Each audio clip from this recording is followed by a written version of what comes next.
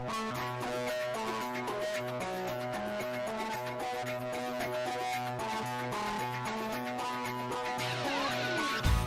welcome back to the Perth Racing Preview. We're up to one of the big races of the day, the Go for 2 and 5 listed Belmont Oaks, $60,000 race, and they're out to the 2,000 metres for the 3-year-old fillies. And tell us about this race, Dion. We're going to have a look at some past runs, Marty, of Translate, Lommel and also Parc d'Amour. A couple of others to keep an eye on. Swishy, Mondane, Celt Code from the Luluciani stables. Celt Code actually really run third in the WA Oaks. Historical, Galdora, Split the Scene, who ran third over the ground last start. Dinah Fim, Slip Pattern, Eager Treese, Miss Audrey, and also Call of Freedom. Interesting race, this one. We'll go back now and have a look at the replay of Translate and Lommel. This was from the Belmont Guineas. Big run here of Translate. It was a monster run when you consider horses up on the pace were suited. On the other hand, Lommel was sent out a short price favourite and disappointed backers. Inside to Galdora when they go to the 600 metre mark. Chef Derv well back and so's Translate. She's a minute from the leaders and 2 lengths to Gilded Venom. Joey Jojo held together approaching the home turn at the 400. Straightens up in front of Lommel. Rich Ken third, fourth is Do You Dare and being cranked up too as they turn for home. But Joey Jojo's the horse to run down at the 250. She's clear of Lommel, just struggling for a stride. Do You Dare lifting from Rich Ken, but Joey Jojo has shaken them all off. It's Joey Jojo, 100 metres to go, clear from Do You Dare. Galdora, here comes Translate from the back of the field with Papal Prospect, but it's Joey Jojo all the way. Joey Jojo ran them off their legs to win the Belmont Guineas from Translate, a mighty run. Papal Prospect a half head away third from Do You Dare. Wes Cameron caught up with Dan Stake during the week, and this is what he had to say about Lommel. Lommel steps up to the 2,000 metres, and she's always given the indication that a step up in journey wouldn't be beyond her. She has, you're right. The last start, she probably raced a little bit below her best looking at the race, I thought. Now, I've been lucky enough to pick up the ride. I don't think it's the strongest sort of Belmont Oaks. Not that it always is, but you know, there only seems to be 2 or 3 genuine chances. I believe she's one of them and drawn well.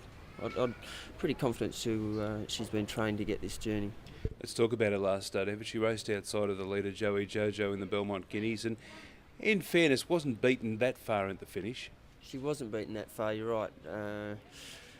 Looking at the race, I didn't ride her that day. She didn't seem to travel into the race like she has before in the past, which is a little bit of a concern. But I've done some training on her over the past 2 weeks, and Mr. Kersley's put a bit of freshness back into the horse, and she feels pretty good to me. And that's one thing in her favour. In the Kersley camp, you know that Fred always gets them rock hard for whatever assignment they're taking on. Yeah, this was the principal race she was set for, so you know, let's hope we pull it off.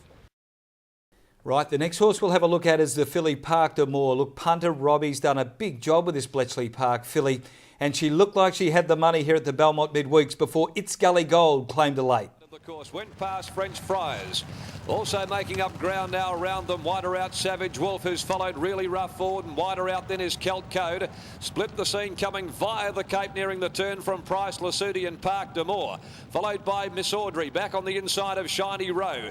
They're followed by Historical, It's Gully Gold, and then Slip Pattern. Homeward bound though, Really Rough grabbed the lead. It's Really Rough going to the front. Split the Scene, Savage Wolf collided into each other. Split the Scene though, gunning them down, grabbed the lead, and here's Parc d'Amour, who scrambled out of the gates. Swishy back near the inside, Split the Scene in front. Savage Wolf's coming again now. Parc d'Amour, and here's It's Gully Gold. It's Gully Gold over the top, swamped them, grabbed the lead, and It's Gully Gold got home to beat Parc d'Amour. Split the Scene. Savage Wolf has run fourth after getting involved in a bumping duel with Split the Scene at the 300. Well, punter, I hope she can do the right thing for you and the team on Saturday. Those famous old colours from the Goldfield, the red and the yellow. Wouldn't it be great to see them getting home first? But I can't tip her. I'm going with the class up the top here and staying with one Translate. That was a mighty run in the Guineas. If she gets the journey, William Pike the ride, she'll be one to beat. I'm staying with Lommel. I'm not going to sack her on that run. I just think that Kersley's smart enough to be able to get her back, freshened up, and she is very good when she's at the top of a game. And the run of Galdora. You saw Galdora in those red and black colours steaming home back between runners in the Guineas to run a race. So 1, 2 and 7 for me in race 4. I am going to sack Lommel off that run, Marty. I just didn't like the way she weakened getting to the line. She just didn't finish that race off. Yeah, I can understand that. I'm just going for the... From the point of view of 1,600 stepping up to 2,000, I just have to leave her out. I'm going to go with Translate to win. That was a super run last start, and she's going to be one of my specials for the day.